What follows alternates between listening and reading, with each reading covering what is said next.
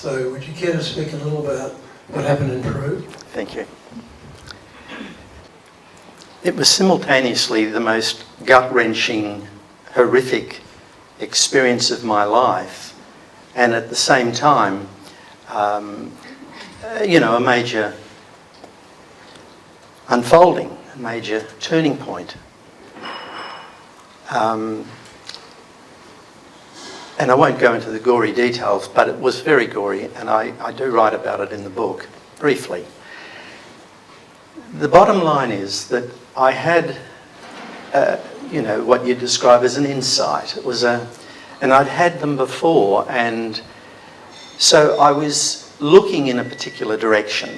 I was looking at the nature of the human experience, how we create our reality, and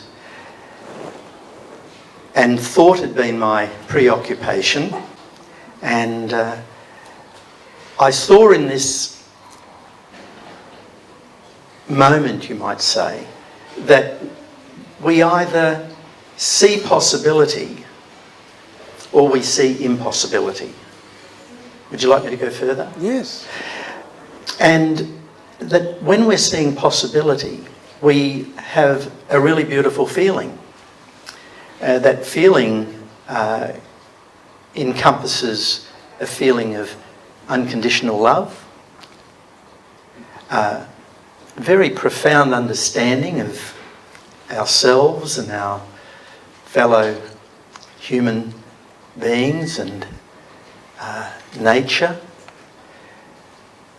We're at our most wise, and yet we have that common sense. So it's a very interesting package. And I saw the alternative was that we're in our accumulation, we're in our conditioning,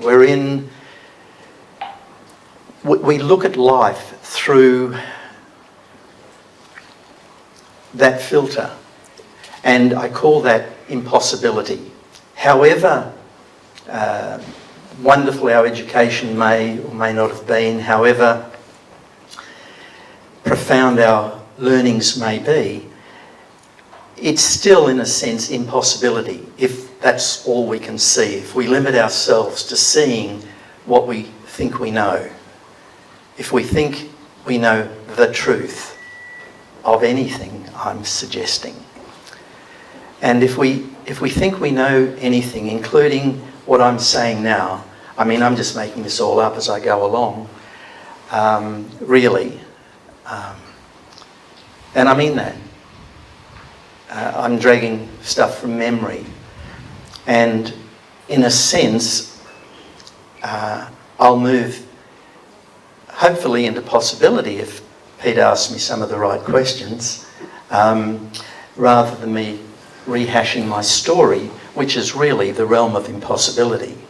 I'm not interested in my story. I mean, it's interesting in the sense that it gives you some sort of comprehension of where I've come from.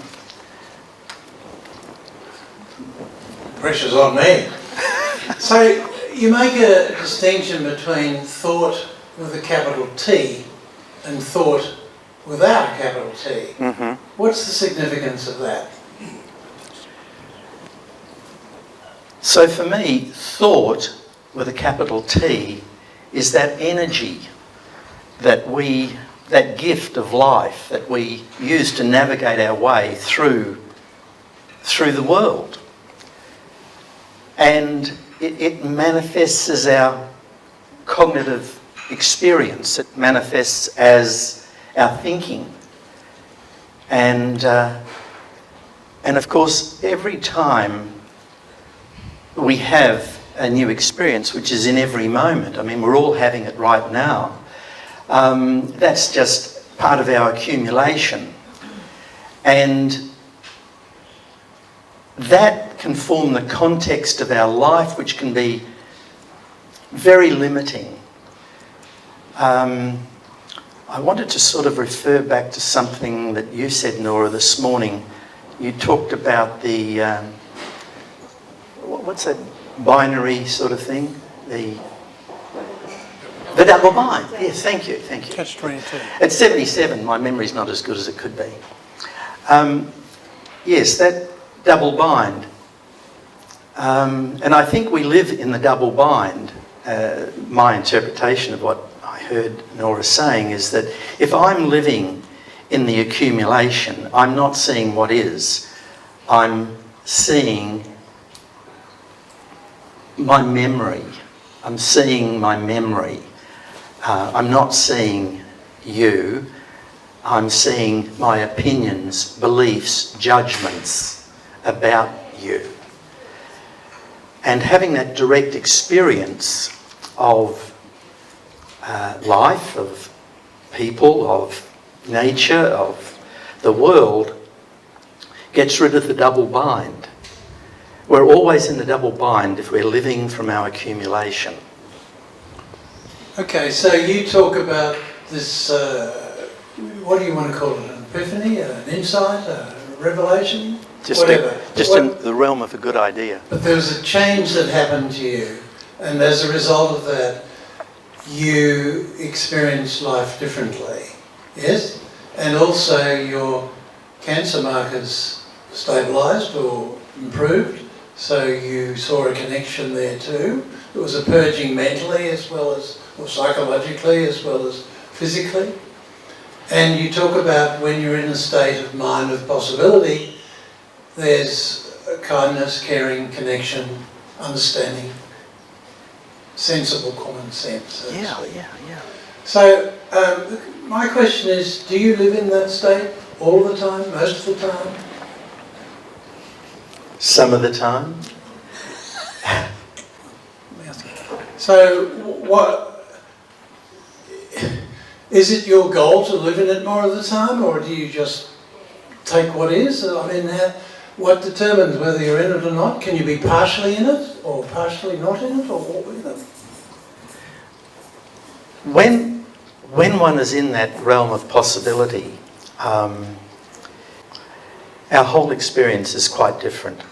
When we're in the realm of impossibility, it's different again. But when we enter the realm of possibility, what happens is we recondition, we renovate, we improve our conditioning.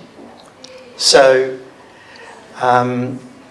we get about life in a kinder, more understanding, wise, commonsensical manner. So my intention always is to move into the realm of possibility, and because I know that's my most useful contribution to my life and the people who I come in contact with. So no, I don't. And yesterday I had a very bothersome experience, and I rang up to speak to someone, and they started making all sorts of excuses and giving alibis and, not taking any responsibility. And I got deeply into my conditioning and said, look, just don't waste my time. Just get it done. And I was very terse, very unpleasant, and I felt horrible. And that evening I sent this person a very apologetic email saying, look, I'm really sorry. I was really unpleasant, and you didn't deserve that, and I was totally out of order, etc., etc. So, look, I just want you to accept my heartfelt apology. So, okay. I think there's simple terms, but it is. Okay.